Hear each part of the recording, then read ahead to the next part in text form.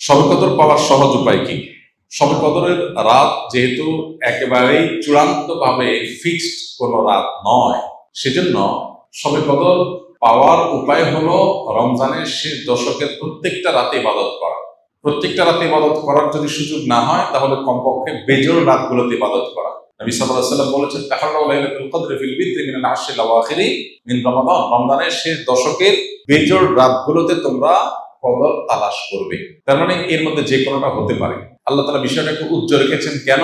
হাফেজ ইবনে হাজার আসকালী রাহমাতুল্লাহ আলাইহি বিশ্ববিখ্যাত হাদিস ব্যাখ্যাতা, হাদিস বেত্তা, তিনি সহিহ বুখারীর বিখ্যাত ব্যাখ্যা গ্রন্থ ফাথুল বারীতে লিখেছেন যে আল্লাহ রাব্বুল আলামিন লাইলাতুল কদর নির্দিষ্ট একটা রাতকে ফিক্সড করে না দিয়ে, এই যে শেষ দশক আবার বেজোড় রাতগুলোর মধ্যে সম্ভাবনা বেশি, এটা করেছেন যাতে করে আমরা বেশ কয়েকটা রাত ধরে ইবাদত করতে পারি। এখন মনে হতে পারে এটা তো আমাদের কষ্ট হচ্ছে, আমাদের জন্য বোঝা হলো, ফিক্সড হলে তো আমাদের জন্য সহজ হয়ে যেত। মরার পর যখন আমলনামা হাতে পাবো, তখন মনে হবে ইস, এই লাইলাতুল কদর আল্লাহ শেষ 10 রাতের মধ্যে রেখেছেন। পুরো রমজান রাখতেন তাহলে 30 রাত ধরে ইবাদত করতে পারতাম, কারণ তখন লাভটা চোখে আসবে এবং দেখা পড়বে। এই জন্য লাইলাতুল কদরের জন্য শেষ সাথে বেশি বেশি ইবাদত করতে হবে। এটা হলো লাইলাতুল কদর পাওয়ার সহজ উপায়। আরেকটা সহজ উপায় আছে, সেটা হলো ইতিকাফ, যেটা এতক্ষণ বললাম।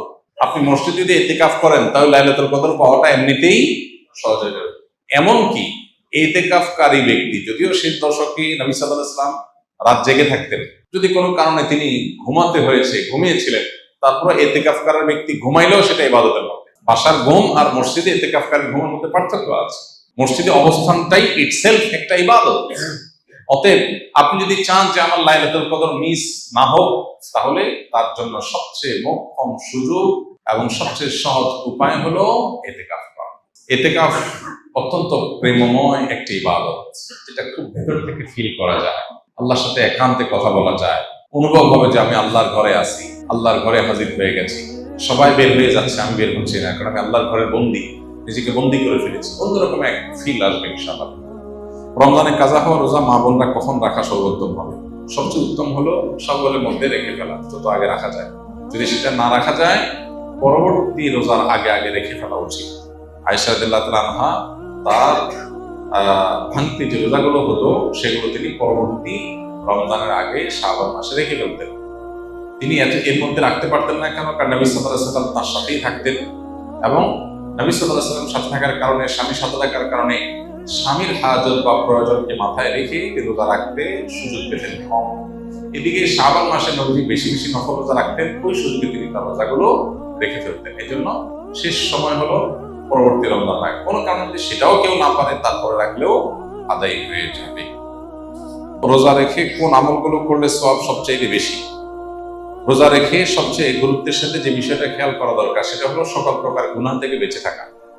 সকল প্রকার গুনাহ থেকে বেঁচে থাকা। আমি রোজা আছি, আমি গীবত করবো না, আমি রোজা আছি ঝগড়া করবো না, আমি রোজা আছি গালমন্দ করবো না, আমি রোজা আছি মিথ্যা কথা বলবো না, আমি রোজা আছি হারাম কোনো জিনিস ফেসবুকে, ইউটিউবে, মোবাইলের বাইরে, অফলাইনে, অনলাইনে কোনোভাবে দেখবো না।